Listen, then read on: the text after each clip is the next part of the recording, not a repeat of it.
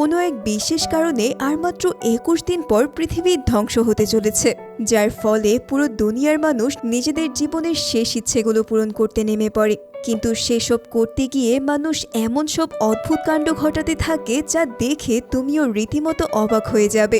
ঠিক এভাবেই ডজ নামের এই লোকটাও নেমে পড়ে তার জীবনের শেষ ইচ্ছাগুলো পূরণ করার জন্য। তবে এখন প্রশ্ন হচ্ছে, কি সেই ইচ্ছে? আর অবশেষে পৃথিবী কি আদৌ ধ্বংসের হাত থেকে বেঁচেছিল? এই সব প্রশ্নের উত্তর দিতে আমি সামিয়া হাজির হয়ে গেলাম seeking a friend for the end of the world মুভির এক্সপ্লেনেশন নিয়ে। আজকের এই মুভিটা অনেক বেশি সুন্দর হতে চলেছে, তাই চলো আর কোনো কথা না বাড়িয়ে শুরু করা যাক আজকের মুভি এক্সপ্লেনেশন।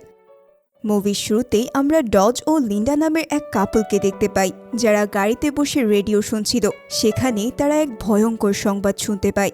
সংবাদটি হলো, গত কিছুদিন আগেই প্রায় ৭০ মাইল বড় এক অ্যাস্ট্রয়েড পৃথিবীতে আঘাত করার জন্য এগিয়ে আসছিল, যেটাকে ধ্বংস করার জন্য নাসা একটা স্পেসশিপও পাঠায়। কিন্তু অবশেষে সেই স্পেসশিপটি অ্যাস্ট্রয়েডের আঘাতে ধ্বংস হয়ে যায়, যার ফলে পৃথিবীকে বাঁচানোর আর কোনোই উপায় অবশিষ্ট রইল না।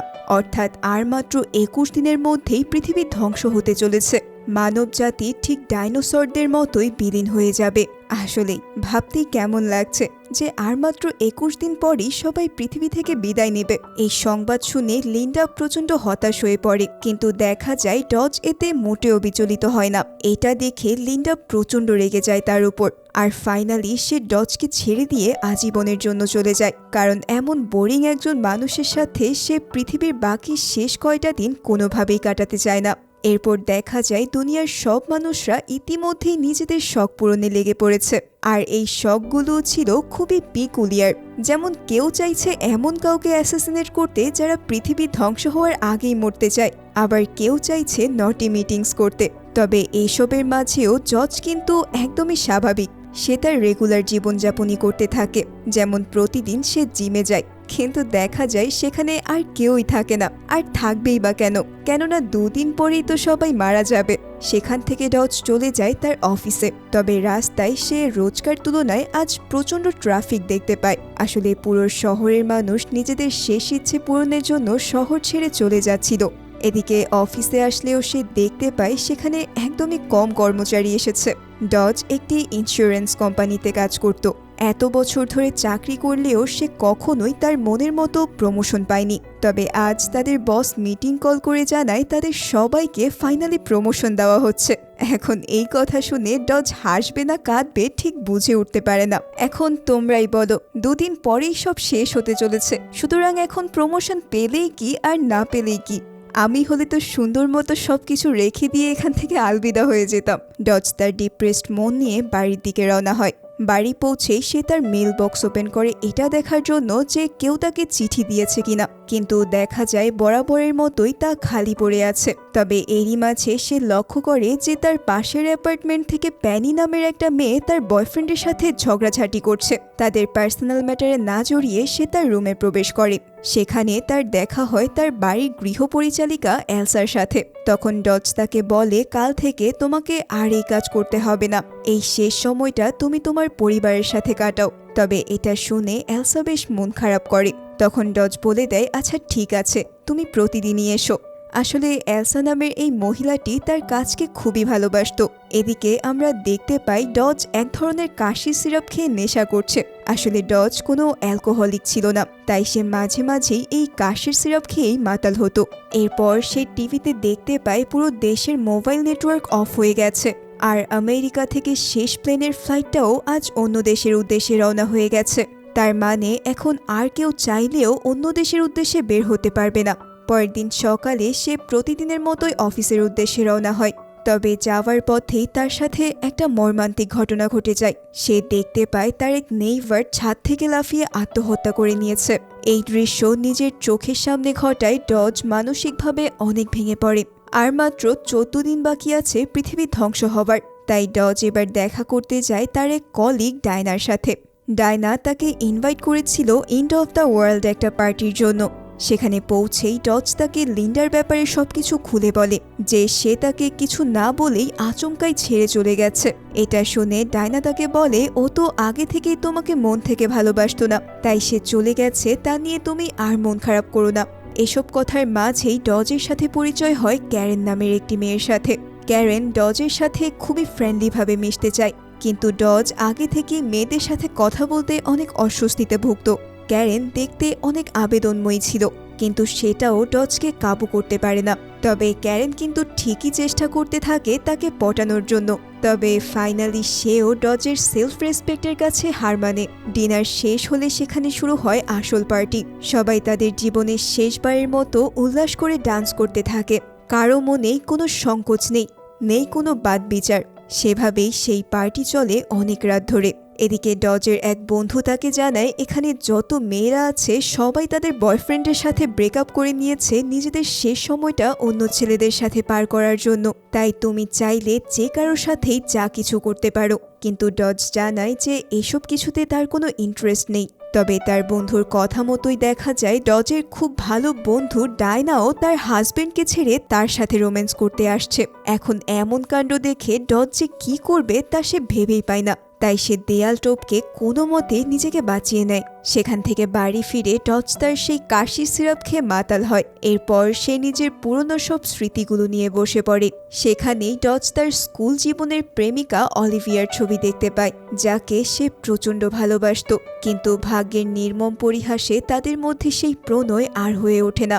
এখানেই আমরা দেখতে পাই ডজ খুবই ভালো হারমোনিকা বাজাতে পারত। সে যখনই অনেক ডিপ্রেস থাকে তখন তার প্রিয় হারমোনিকা বাজিয়ে নিজেকে রিল্যাক্স করে। তবে ঠিক সেই সময় সে দেখতে পায় তার ওই প্রতিবেশী মেয়ে প্যানি বাহিরে বসে বসে অঝরে কান্না করছে। এটা দেখে ডজ তাকে ভিতরে নিয়ে এলে প্যানি জানায় অনেকদিন আগে সে তার বয়ফ্রেন্ডের জন্যই তার পরিবারকে ছেড়ে এসেছিল। তবে এখন সে ঠিকই বুঝতে পারছে সে আসলে কত বড় ভুল করেছে। ছেলেটি তাকে একদমই কেয়ার করে না, আর না শান্তিতে থাকতে দেয়। তাই এখন সে তার বাবা মার সাথে শেষ সময়টুকু পার করার জন্য লন্ডন যেতে চাইছিল। কিন্তু ইতিমধ্যেই সকল ফ্লাইট শাটডাউন হওয়ার কারণে তার পরিবারের সাথে দেখা করার শেষ আশাটুকুও বাকি রইল না। এখন এমন পরিস্থিতিতে ডজ তাকে কিছুটা শান্ত করে এবং নিজের বানানো সেই ফর্মুলার সিরাপ প্যানিকেও দেয় তার ডিপ্রেশন কমানোর জন্য। ডজের সাথে তখন প্যানির বেশ ভালো একটা সময় কাটে। তারা বিভিন্ন বিষয় নিয়ে কথা বলা শুরু করে।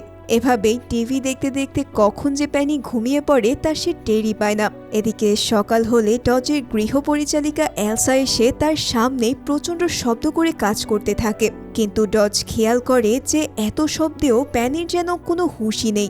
এটা দেখে ডজ বেশ ঘাবড়ে যায়। তাই সে তার কাছে এসে চেক করতে থাকে যে প্যানি আবার মরে টরে গেল কিনা। তবে সে যখন নিজের হারমোনিকা বাজানো শুরু করে তখনই তার শব্দে প্যানির ঘুম ভেঙে যায়। আসলে প্যানির হাইপোমেনিয়া নামের এক রোগ রয়েছে, যেখানে সে একবার ঘুমিয়ে পড়লে তার ঘুম এতটাই ডিপ লেভেলে চলে যেত যে সেখান থেকে জাগ্রত হতে তার বেশ সময় লাগত। এরপর প্যানি তার রুমের দিকে রওনা হয়, আর ডজও তাকে এগিয়ে দিয়ে আসে। তবে এবার সে তার হাতে একগাদা চিঠি ধরিয়ে দিয়ে বলে, নাও, এই সব চিঠিগুলো তোমার। আসলে এতদিন ধরে পোস্টম্যান ভুলবশত ডজের সব চিঠিগুলো প্যানির মেল বক্সে দিয়ে আসছিল। এই কারণেই মূলত ডজ প্রতিদিন চেক করেও কোনো নতুন চিঠি খুঁজে পেত না। তবে আরও অবাক করা বিষয় হলো প্যানি আসলে জানতই না যে ডজ নামের তার কোনো প্রতিবেশী আছে। সে তো শুধু লিন্ডাকেই চিনত, আর ডজকে দেখে ভাবত যে সে হয়তো লিন্ডার কোনো টেম্পোরারি রুমমেট। কেননা সে লিন্ডাকে সব সময় অন্য একটা ছেলের সাথে খুবই রোম্যান্টিক সময় কাটাতে দেখেছে। ব্যাস, এই কথা শুনেই ডজের মাথায় যেন আকাশ ভেঙে পড়ে। বেচারা সে ঘুণাক্ষরেও টের পায়নি যে লিন্ডা তাকে তলে তলে এভাবে চিট করছিল, যার কারণে রুমে ঢুকেই সে প্রচণ্ড ফ্রাস্ট্রেটেড হয়ে সবকিছু তছনছ করা শুরু করে এবং সে লিন্ডার যা কিছু ছিল সবকিছু বাইরে ফেলে দেয়। এরই মাঝে সে একটা ফিনাইলের বোতল দেখতে পেয়ে সিদ্ধান্ত নেয় যে এই বিষ খেয়েই আজ সে নিজের কেচ্ছা খতম করবে। তাই ওই ফ্লোর ক্লিনার নিয়েই ডজ সোজা একটা পার্কে চলে আসে আর ডগ ডগ করে পুরো বোতল সাবার করে দেয়। সে ভেবেই নিয়েছিল যে এটা খেলেই তার কাজ শেষ, কিন্তু দেখা যায় যে পরের দিন সকালেই সে দিব্যি একজন সুস্থ মানুষের মতোই বেঁচে আছে।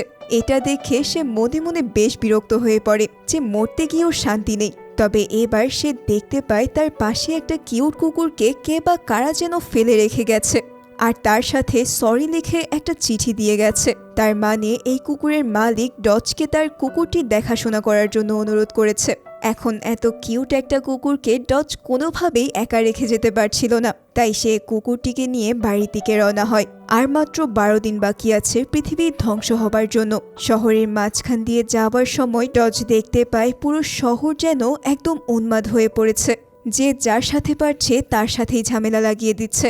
পুরো শহর এখন এক আইনহীন শহর হয়ে পড়েছে।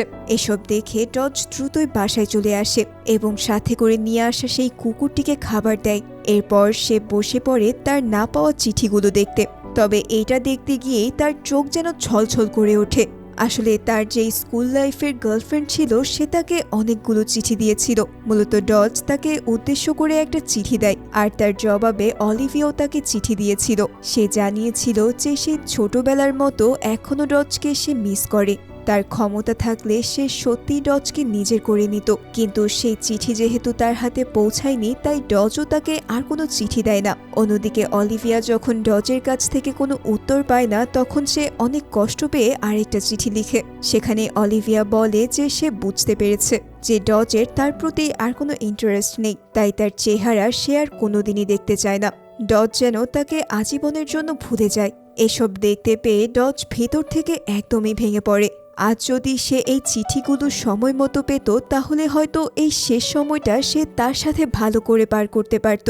তাই সে প্যানির উপর প্রচণ্ড মন খারাপ করতে থাকে। তবে ঠিক সেই সময় তার বাড়িতে কিছু লোক ইট মারা শুরু করলে সে দেখতে পায় বাহিরে দাঙ্গা করা লোকজন তাদের বিল্ডিংয়ে প্রবেশ করতে চাইছে। যেহেতু এখন আর আইন বলতে কিছুই নেই তাই ডজ তার কুকুরটিকে নিয়ে অন্য দরজা দিয়ে পালিয়ে যেতে শুরু করে। তবে বের হওয়ার সময় তার প্যানির কথা মনে পড়ে, তাই এই ঘটনা থেকে সে প্যানিকেও বাঁচাতে চায়। কথা মতোই সে প্যানির রুমে গিয়ে তাকে উঠাতে শুরু করে। ঠিক সে সময় রুমে প্যানির বয়ফ্রেন্ড ওয়েনও উপস্থিত ছিল। প্রথমে ওয়েন ভাবছিল যে প্যানি হয়তো এই ছেলের সাথে প্রেম করে তাকে চিট করেছে, কিন্তু প্যানির ঘুম ভাঙলে সে তাকে জানায় এমন কিছুই না। এরপর তারা তিনজন মিলে ওই বিল্ডিং ছেড়ে পালাতে শুরু করে। তারা সবাই মিলে যখন নিজেদের গাড়ি খুঁজছিল পালিয়ে যাওয়ার জন্য তখন দেখা যায় প্যানির বয়ফ্রেন্ড প্যানিকে শিল্ড বানিয়ে গুলির হাত থেকে বাঁচতে চাইছে। মানে গার্লফ্রেন্ড মরে গেলে যাক, নিজের জীবন আগে। এটা দেখে তো ডজের মাথা বেশ খারাপ হয়ে যায়। এরই মধ্যে তারা একটা গাড়ি পেয়ে গেলে সবাই সেটাই উঠে বসে। তবে এর মাঝেও ওয়েন প্যানির সাথে খারাপ ব্যবহার করেই যাচ্ছিল। অন্যদিকে প্যানি কোনোভাবেই গাড়িটিকে বের করতে পারছিল না। তখন ডজ তাকে মোটিভেট করার জন্য বলে, আমি একজন প্রাইভেট পাইলটকে চিনি যে তোমাকে লন্ডনে পৌঁছে দিতে পারবে। এই কথা শুনে প্যানি বেশ মোটিভেট হয়ে ঠিকই গাড়িটিকে বের করতে সক্ষম হয়। তবে এতক্ষণ ধরে অপমান আর পেইন দেওয়ার কারণে সে ফাইনালি ওয়েনকে রেখেই ডজের সাথে ওই স্থান ত্যাগ করে, যেটা দেখে আমার বেশ ভালোই লাগে। এমন উটকো ঝামেলা এভাবেই লাইফে ফেলে রেখে এগিয়ে যেতে হয়। তারা তো গাড়ি নিয়ে ঠিকই বের হয়, তবে ভোরের আলো ফুটতে না ফুটতেই তাদের গাড়ির তেল শেষ হয়ে রাস্তাই বন্ধ হয়ে যায়। প্যানি এই সিচুয়েশনে ডজকে মোটিভেট করতে থাকে, কিন্তু ডজ তাতে তো মোটিভেট হয়ই না, উল্টো সে প্যানিকেই ঝাড়তে থাকে। কারণ একমাত্র তার জন্যই অলিভিয়াকে সে এত কাছে পেয়েও হারিয়ে ফেলেছে। যদি সময় মতো অলিভিয়ার চিঠি সে পেয়ে যেত তাহলে হয়তো এই অন্তিম সময়টা তার অনেক ভালো কাটত। এসব কথা শুনে প্যানির মনটাও অনেক খারাপ হয়ে যায়। তাই সে নিজের ভুলের মাসুল দেওয়ার জন্য ডজকে কথা দেয় যে সে অবশ্যই অলিভিয়াকে খুঁজতে ডজকে সাহায্য করবে। এই কথা বলেই প্যানি লিফটের জন্য রাস্তায় সিগন্যাল দিতে থাকে। আর ভাগ্যবশত কিছুক্ষণের মধ্যেই একটি গাড়ি তাদের লিফট দিতে রাজি হলে তারা দুজনেই সেটাই উঠে পড়ে। এই গাড়িটির মালিক ছিল গ্ল্যান। তার সাথে প্যানির বেশ ভাব হয়, তবে ডজের কাছে তার কথাবার্তা ও হাবভাব কেমন যেন লাগতে থাকে।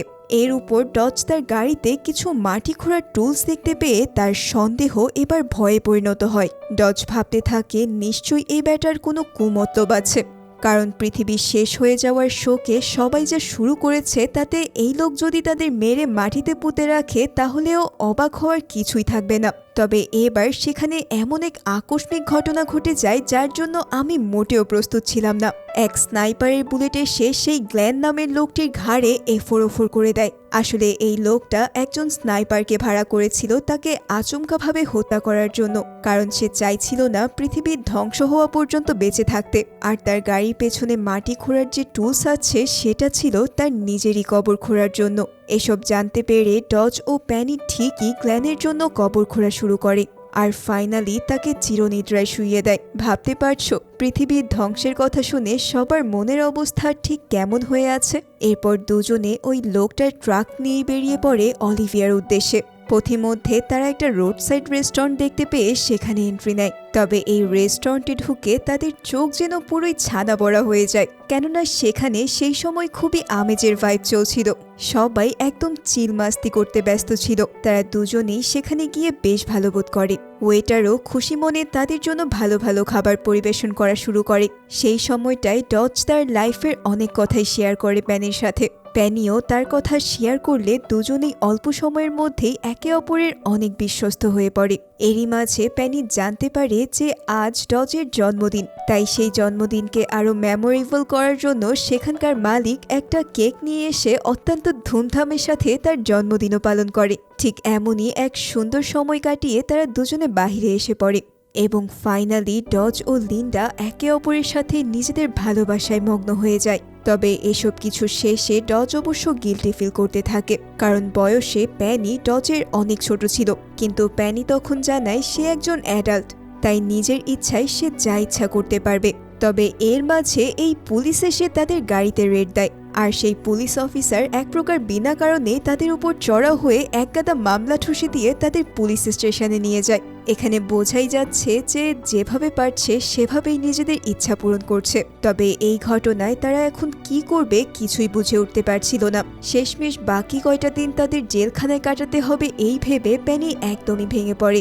সে কান্না করতে করতে ডজের কাছে ক্ষমা চায় যে সে তার ওয়াদা রক্ষা করতে পারেনি। সে ডজকে তার প্রিয় মানুষটির কাছে পৌঁছে দিতে ব্যর্থ হয়েছে। তবে এখানে ডজ তাকে বলে এতে তোমার কোনোই দোষ নেই, ভাগ্যে যদি লেখা থাকতো তাহলে অনেক আগেই হয়তো সে তাকে পেয়ে যেত। এই বলে ডজ তার প্রিয় হারমোনিকাটি বাজাতে শুরু করলে প্যানি শান্ত হয় আর সেখানেই ঘুমিয়ে পড়ে। এরপর সকাল হলেই নতুন পুলিশ অফিসার স্টেশনে আসে এবং তাদের কাছ থেকে সবকিছু শুনতে পেয়ে সে তাদের দুজনকেই মুক্ত করে দেয়, কারণ যেখানে দুদিন পর সব শেষ হয়ে যাবে সেখানে এদেরকে আটকে রাখার কোনো মানেই হয় না। অতঃপর প্যানি ডজকে তার আরেক এক্স বয়ফ্রেন্ডের বাড়িতে নিয়ে যায়, যার নাম ছিল স্পেক্ট। স্পেক্ট প্যানিকে দেখে অনেক খুশি হয়ে যায়, কারণ সে ভাবতে থাকে হয়তো এই শেষ সময়টা প্যানি তার সাথে কাটাতে এসেছে। এখানে আসার পর স্পেক্ট তার স্যাটেলাইট ফোনটা প্যানিকে দেয় তার বাবা মায়ের সাথে কথা বলার জন্য।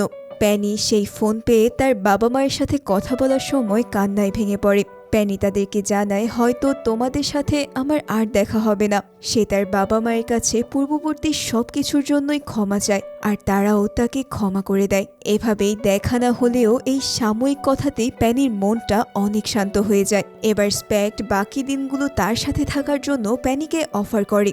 এখানে স্পেক্টকে দেখেই বোঝা যাচ্ছিল যে সে এখনো প্যানিকে কতটা বেশি ভালোবাসে। এসব দেখে ডজ ভেবেছিল যে প্যানি হয়তো তার সাথে থেকে যাবে, কিন্তু সে তা না করে জানায় যে ডজকে সে কথা দিয়েছে তার প্রিয়তমার কাছে নিয়ে যাওয়ার জন্য, তাই তার সাথে সে থাকতে পারবে না। প্যানির এমন কথায় যদিও স্পেক্টের খারাপ লাগছিল, তবে তারপরেও সে তাদের একটি গাড়ি উপহার দিয়ে যেতে দেয়, কারণ তাদের সেই ট্রাকটি পুলিশ নিয়ে গিয়েছিল। প্যানিও স্পেক্টকে থ্যাংক ইউ বলে সেখান থেকে বিদায় নেয়। কিছুক্ষণ বাদেই ফাইনালি তারা দুজনেই পৌঁছে যায় অলিভিয়াদের পুরনো বাড়িতে। তবে ডজ সেখানে গিয়ে জানতে পারে যে বেশ কিছুদিন আগেই তারা এই বাড়ি ছেড়ে চলে গেছে। তাই তারা দুজনে ওই বাড়ির লক ভেঙে ভেতরে প্রবেশ করে আজকের রাতটা কাটানোর জন্য। পুরো বাড়িটাতে সবকিছুই ছিল, তাই প্যানি ফ্রিজ থেকে খাবার বের করে নিজেদের জন্য রান্না করা শুরু করে। এদিকে ডজ এক প্রকার নিরাশ হয়েই বাড়িতে খোঁজাখুঁজি শুরু করে। ঠিক সেই সময় সে একটি লেটার খুঁজে পায়, যেখানে ছিল অলিভিয়ার নতুন বাড়ির অ্যাড্রেস। এটা দেখেই ডজ সিদ্ধান্ত নেয় আগামীকাল সকালেই তারা অলিভিয়ার নতুন বাড়িতে চলে যাবে। ঠিক সেই প্ল্যান অনুসারে ফাইনালি সকালবেলা ডজ আর প্যানি পৌঁছে যায় অলিভিয়ার নতুন বাড়িতে। গাড়ি থেকে নেমেই ডজ খুবই এক্সাইটেড হয়ে অলিভিয়ার দরজার সামনে এসে দাঁড়ায়। তবে এখানে দাঁড়িয়ে সে যেন এক ঘোরের মধ্যে চলে যায়। কি একটা যেন চিন্তা করে সে আবারও গাড়িতে এসে বসে। এটা দেখেই প্যানি বেশ অবাক হয়ে বলে, তুমি এভাবে চলে কেন এলে? যার জন্য আমরা এত পথ পাড়ি দিয়ে আসলাম তার সাথে না থেকে তুমি কোথায় যাবে? জবাবে ডজ জানায় গত কয়েকদিন আগেও সে অলিভিয়ার জন্য যেই মায়া আর ভালোবাসা অনুভব করছিল সেটা এখন আর সে পাচ্ছে না। আর যেখানে কোনো অনুভূতি নেই সেখানে ফিরে যাওয়ার কোনো মানে হয় না। এই বলতে বলতে হঠাৎই তাদের গাড়িটি এক দুর্ঘটনার শিকার হয়। তবে সেই দুর্ঘটনা কাটিয়ে ডজ ও প্যানি নিজেদেরকে আবিষ্কার করে এক সুন্দর বিচে, যেখানে অনেক মানুষ একসাথে এসেছে ব্যাপটাইজ হওয়ার জন্য। অর্থাৎ একদম শেষ সময়ে তারা নিজেদের জীবন ঈশ্বরের কাছে সমর্পণ করছে। এরপর সেখানে থাকা সবাই একটা পিকনিকের আয়োজন করে, ফলে পুরো জায়গাটায় এক অন্যরকম আনন্দ আর উৎসব মুখর হয়ে ওঠে। এভাবে ডজ ও প্যানিও তাদের নিজেদের শেষ সময়টুকু খুব সুন্দরভাবে কাটাতে থাকে। সেই অনুষ্ঠান শেষ করে ডজ বলে, আমি ফাইনালি আরও একজনের সাথে মিট করতে চাই। এই বলে সে চলে আসে এক বৃদ্ধ মানুষের কাছে, যে ছিল তারই জন্মদাতা পিতা। আসলে ডজের বাবা ছিল একজন পাইলট, যার কাছে রয়েছে একটা প্রাইভেট প্লেন। ডজ সেখানে তার বাবার কাছে নিজের মনের কথাগুলো খুলে বলে। সে জানায় তার বাবা চলে যাবার পর তার লাইফটা কতটা কঠিন হয়ে গিয়েছিল। আসলে এখানে ডজের আসার প্রধান উদ্দেশ্য ছিল প্যানির লাইফের শেষ ইচ্ছেটাকে পূরণ করার। তাই সে তার বাবাকে অনুরোধ করে যেন সে প্যানিকে ইউকেতে পৌঁছে দেয়। তার বাবাও তাকে আশ্বাস দেয় যে সে প্যানিকে পৌঁছে দিতে সাহায্য করবে। তবে এখন এই ব্যাপারটা প্যানিকে জানালে সে রাজি হবে না। তাই ডজ তাকে হারমোনিকা শুনিয়ে গভীর ঘুমে আচ্ছন্ন করে দেয়। এরপর সেই ঘুমন্ত অবস্থাতে প্যানিকে প্লেনে বসিয়ে দেয় তার পরিবারের কাছে পাঠানোর জন্য। তবে বিদায় বেলায় ডজ ঠিকই তার কানের কাছে এসে বলে যে এই কয়েকদিনে তুমি হয়ে উঠেছ আমার সত্যিকারের ভালোবাসা, যাকেই হয়তোবা আমি সারা জীবন খুঁজে বেরিয়েছিলাম। এই বলেই সে প্যানিকে চিরতরে বিদায় দিয়ে দেয় এবং আবারও তার নিজের বাসায় ফিরে আসে। ঘরে ঢুকতেই সে তার সেই কাজের মহিলা এলসাকে দেখতে পায়, যে কিনা আজও কাজ করতে এসেছে, এবং সে যাওয়ার সময় প্রতিবারের মতোই বলে যায় পরের সপ্তাহে আবারও দেখা হবে, যদিও এর পরের সপ্তাহ আর কখনোই আসবে না। এই ব্যাপারটি আমাকে আসলেই নাড়া দিয়েছিল। যাই হোক, অতঃপর ডজ যখন টিভি খুলে তখনই সে এক শকিং নিউজ দেখতে পায়, যেখানে সেই সময় টিভিতে লাইভ টেলিকাস্ট হচ্ছিল। এখানে নিউজ প্রেজেন্টার জানায় তাদের ক্যালকুলেশনে একটা গড়বড় হয়েছে, ফলে যেই অ্যাস্ট্রয়েডটি 7 দিন পর পৃথিবীতে আঘাত হানার কথা ছিল সেটা আর মাত্র 16 ঘন্টার মধ্যেই আঘাত হানতে চলেছে। তার মানে তাদের হাতে আর মাত্র কয়েক ঘন্টা সময় বাকি আছে। সেই অ্যাঙ্কার আরও জানায় এটাই হতে চলেছে তাদের শেষ লাইভ টেলিকাস্ট। আর এই কথা বলতে গিয়ে সে নিজেও বেশ ইমোশনাল হয়ে পড়ে। সে বলে, আজকের শেষ দিনটা আমি আমার পরিবার এবং বাচ্চাদের সাথে কাটাতে চাই। এরপরই সেই লাইভ টেলিকাস্টও ফাইনালি ডিসকানেক্টেড হয়ে পড়ে। এসব শোনার পর ডজের কেন যেন কেবল প্যানির কথাই মনে পড়তে থাকে। সে প্যানিকে অনেক বেশি মিস করতে থাকে। তাই সে চলে যায় প্যানির বাসায়, আর সেখানে গিয়ে তার করা রেকর্ডিংগুলো মনোযোগ দিয়ে শুনতে থাকে। নিস্তব্ধ এই মুহূর্তে সে যেন মনে প্রাণে চাইছিল তার ভালোবাসার মানুষটি যদি অবশিষ্ট এই শেষ কয়েকটা ঘন্টা তার কাছে চলে আসতো, তাহলে হয়তো সে নিজের এই জীবনটিকে পরিপূর্ণ করতে পারত। এভাবেই সন্ধ্যা ঘনিয়ে আসে, আর আজ পুরো পৃথিবীর বিদ্যুৎও শেষবারের মতো চলে যায়। তবে তখনই হঠাৎ তার কলিং বেল বেজে ওঠে, আর দরজা খুলেই সে এই অন্ধকারাচ্ছন্ন সময়ের মধ্যেই আবিষ্কার করে দরজায় দাঁড়িয়ে আছে তার জীবনের শেষ ভালোবাসার মানুষটি। হ্যাঁ, প্যানি ফিরে এসেছিল। এটা দেখে ডজ যেন নিজের চোখকেই বিশ্বাস করতে পারছিল না। তারা দুজনেই একে অপরকে পরম ভালোবাসায় জড়িয়ে ধরে। প্যানি কান্না করতে করতে বলতে থাকে, তুমি কেন আমাকে না জানিয়ে তোমার থেকে দূরে সরিয়ে দিয়েছিলে? আমি আমার পরিবারকে চাই না, আমি শুধু চাই এই শেষ সময়টা কেবল তোমার সাথেই কাটাতে।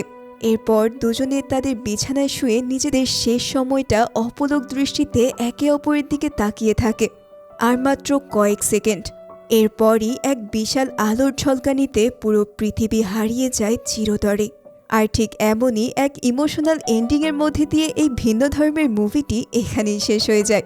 আমি জানি তোমরাও হয়তো আমার মতো ভাবছিলে যে হয়তো এই সংবাদটি শেষ পর্যন্ত সত্যি হবে না, কিন্তু মুভির এই অপ্রিয় সত্যটাই এই মুভিটিকে আরও বেশি সুন্দর করে তুলেছে। তো আজকের ভিডিওটি কেমন লাগলো আমাকে অবশ্যই জানিয়ে দিও কিন্তু। আর হ্যাঁ, চ্যানেলটিকে সাবস্ক্রাইব করতে একদমই কার্পণ্যতা বোধ করো না। তাহলে আজকের ভিডিওটি এই পর্যন্তই। আশা করছি খুবই শীঘ্রই তোমাদের সাথে দেখা হবে নতুন কোনো ভিডিওতে। ততক্ষণ পর্যন্ত তোমরা সবাই অনেক বেশি ভালো থেকো। ধন্যবাদ সবাইকে।